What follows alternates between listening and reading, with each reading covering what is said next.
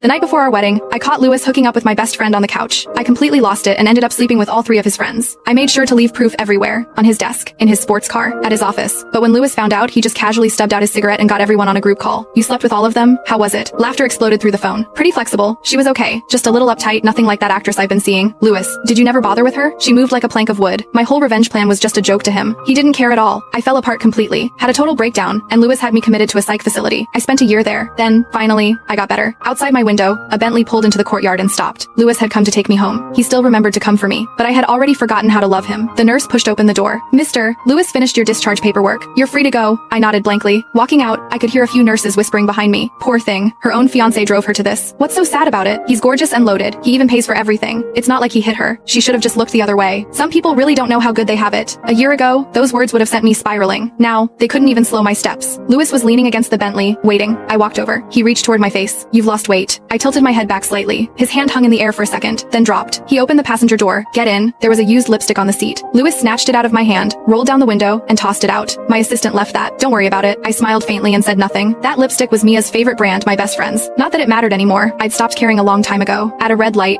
Louis drummed his fingers on the steering wheel, then finally spoke. It's over between me and her. I got rid of that couch, got a new one in the style you like. I had the housekeeper keep your things clean every day. Nothing got dusty. Thank you. I smiled softly. Louis glanced over at me, his expression unreadable. He reached into his pocket and pulled out a small red velvet box. I had the ring remade. Bigger diamond. You like it? I didn't take it. Let's call off the wedding. Louis didn't take me seriously. He just dropped the box in my lap. Enough with the drama. I slept with your best friend. You slept with my 3 friends and you even came out 2 ahead. Call it even. The spot as my wife is still yours. I promised you that. Stop playing hard to get. I stared at the little box and said nothing. Just smiled quietly, bitterly. I wasn't playing anything. I was just leaving, heading somewhere quiet, a small village, nothing like this city, where my parents were buried. A place without him, a place where it wouldn't hurt. The car pulled through the gates of the estate. Nothing had changed. I didn't go to our bedroom. I dragged my suitcase toward the guest room. Louis stepped in front of me. What do you think you're doing? I got used to sleeping alone at the hospital. I glanced back at the room that had once been ours. I don't want to sleep in that bed anymore. The day I found out about him and Mia, I checked the security footage. It wasn't just the couch. They'd been in our bed too, the one he'd had custom made for me. When I saw that, the pain nearly destroyed me. Louis stared at me for a few seconds, then let out a cold laugh.